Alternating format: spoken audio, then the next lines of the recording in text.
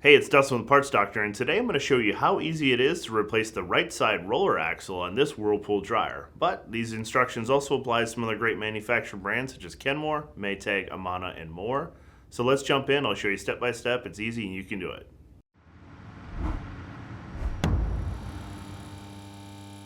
The drum of the dryer rotates on two drum roller wheels located in the back of the dryer cabinet. These roller wheels spin on two different roller axles that attach to the back panel of the dryer. While the instructions for replacing both are similar, this video is for the right side, as the left and right are different parts with different part numbers. Be sure you're ordering the correct side for your repair. If you need to purchase a right side axle shaft for your Whirlpool dryer, you can check out our website, partsdoctor.com, where we offer fast shipping and only sell manufacturer approved genuine replacement parts for all major appliance brands. Tools needed: Phillips head screwdriver, 1/4 inch and 5/16 nut driver or socket, 9/16 socket with ratchet or impact driver, adjustable locking pliers, putty knife, needle nose pliers, 3 2x4 blocks or something to support the dryer drum. Before working on any appliance, please remember to disconnect it from the power. If you need to move your dryer away from the wall, please disconnect the dryer vent hose on the rear of the machine. Exposed edges on the dryer may be sharp, so consider using gloves and protective clothing. Locate the lint screen and pull the lint screen from the lint chute. Set it aside. Using a Phillips head screwdriver, remove the 2 screws from the lint chute opening. Be careful to not let them fall down the lint screen chute. On the top panel of the dryer, there are 2 clips roughly 2 inches from the edge of the dryer that hold the top panel in place. Using a putty knife, gently press the clip in to release the top panel of the dryer.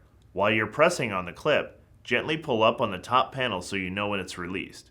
Repeat on the opposite side until the top is released from both clips. Once the top is free, the top panel of the dryer can be safely opened and secured. It is important that you do not flip the top all the way open, as you can damage the metal tabs or wiring harness. The metal tabs holding the top panel are not designed or strong enough to hold the panel on their own. Prop the top panel against a wall or secure it with cord or twine. Locate the door switch wiring connector in the front right corner of the dryer cabinet.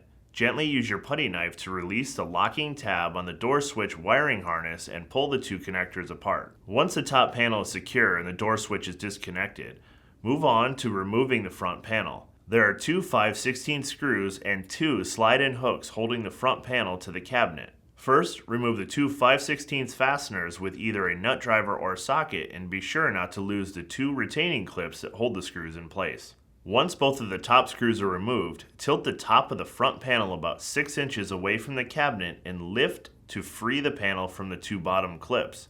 The dryer drum is supported by the front panel, so while you're moving the front panel away, rest the drum against either of the dryer side panels. The metal edges can be sharp, so be careful when working around any exposed edges of the dryer. Now place your support under the dryer drum to hold it in place. We are using these scrap 2x4 blocks to hold the drum while we work.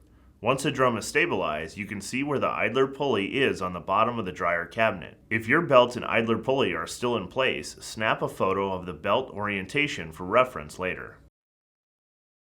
If the drive belt is still attached to the idler pulley, push the idler pulley right towards the motor pulley to release the tension off the drive belt and slide it off the motor pulley. The idler pulley should now be free. If your dryer has multiple slots for the idler pulley to mount in, you'll want to take note on which slot your idler pulley was mounted in. If your belt is still in one piece, you can use it to help guide the drum out from the dryer cabinet. Lift the drum out and slowly guide it out of the cabinet through the 2 rounded indents in the side of the dryer cabinet. Set the drum aside. With the drum out of the cabinet, you can see the 2 drum roller wheels on the back of the cabinet. The plastic triangular clips in the grooves of the roller axle are called tri-rings, and they're responsible for holding the roller wheel in place during the dryer's operation.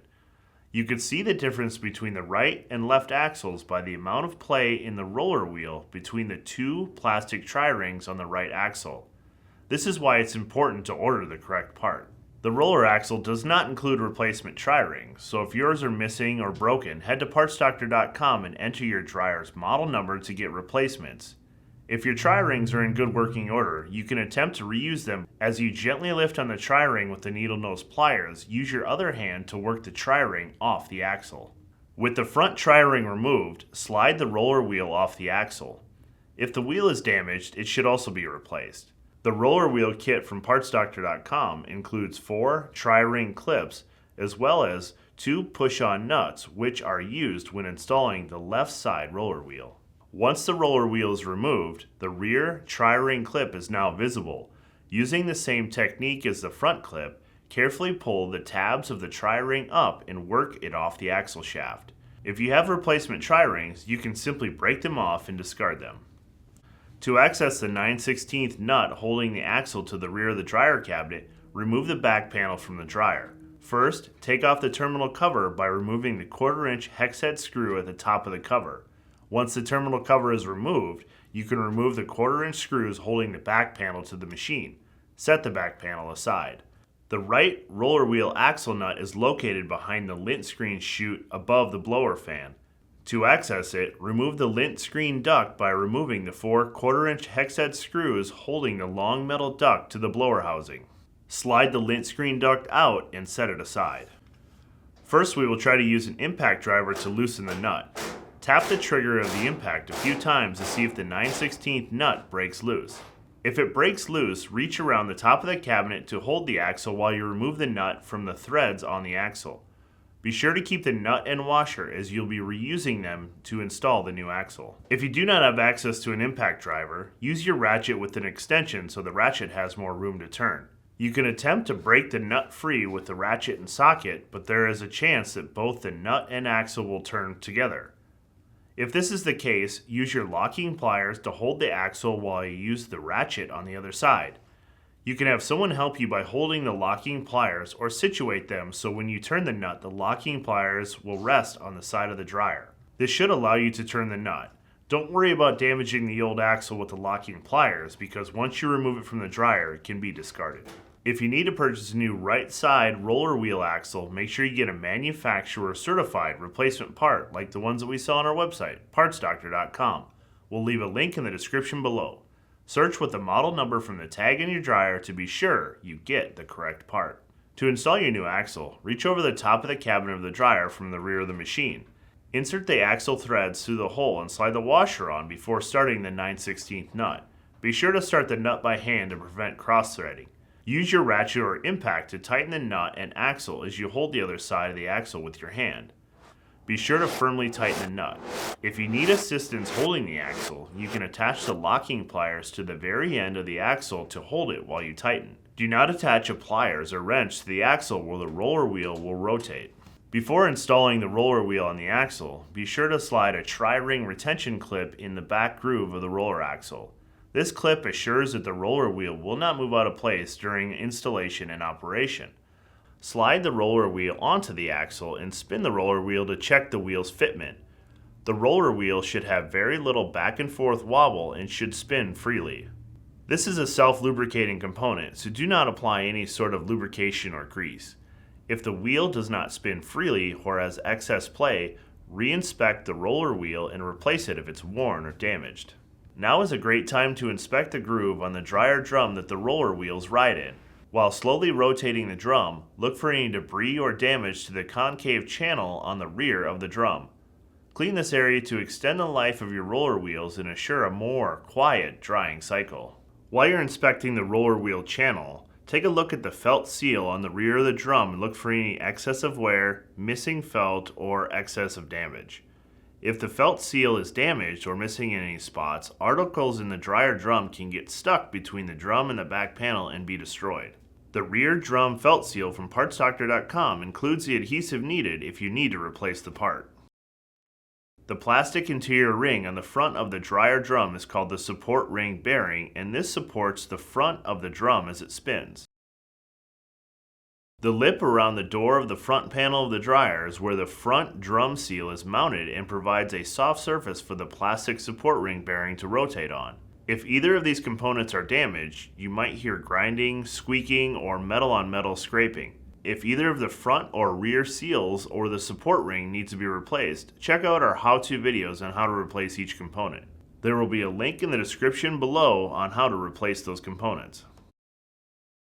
If you moved your drum support from earlier, be sure to move it back to the front middle of the bottom of the cabinet and slide the right roller wheel towards the front of the dryer cabinet. This will make reinstalling the drum easier.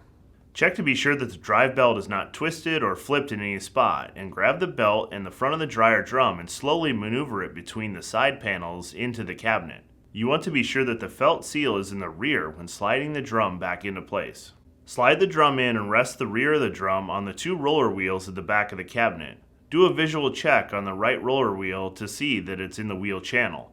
While holding the drive belt, press your leg against the front of the dryer drum to hold it in place and slowly turn the drum to check that the felt seal is not folded between the drum and the back panel. Be sure to spin the drum one full rotation. Gently rest the drum on your 2x4 blocks and position the drive belt. If there are any marks from the previous belt, use that to position the belt for installation on the idler pulley.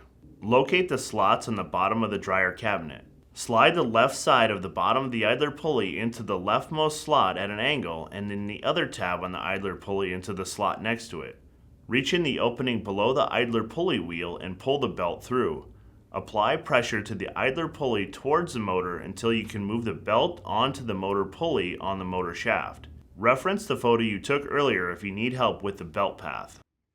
While looking at the drive belt on the idler pulley tensioner, support the front of the drum and slowly turn the drum clockwise. The drum, belt, and motor should all turn when you do this. If your drum does not turn freely, either the belt or idler pulley are installed incorrectly. If there's an issue with the drum not spinning freely, do not proceed to install the front panel of the dryer. Remove the drive belt from the idler pulley and pull the drum out to find the problem before proceeding. If the drum, pulley, motor, and rollers are all spinning smoothly, move the front panel near and while carefully supporting the drum, remove the support blocks underneath it. While continuing to support the drum, move the front panel into place. Using your foot, slide the bottom of the front panel on the metal hooks near the bottom of the side walls of the cabinet. Apply gentle pressure to the bottom of each side of the front panel until each side slips on and down on the metal J-shaped hooks. While continuing to hold the front panel in place, carefully reach in to align the dryer drum to fit over the front drum seal while you push the front panel against the cabinet. While holding the front panel in place, be sure that the retention clips are in place and screw the two 5/16 fasteners with your nut driver or socket. Firmly tighten both sides. Reconnect the door switch wiring harness, being sure that the locking clip snaps back into place. Check the top of the cabinet for any wires that could get pinched when closing the top panel. Slowly close the top panel and firmly snap both sides onto the clips. Replace the two screws near the lint chute. Again, be careful that they do not fall down into the chute. Finally, slide the lint screen into the lint chute opening. And that's it. Congratulations on repairing your dryer. As always, I'm Dustin with the Parts Doctor, and until next time, thanks for watching, and we'll see you later.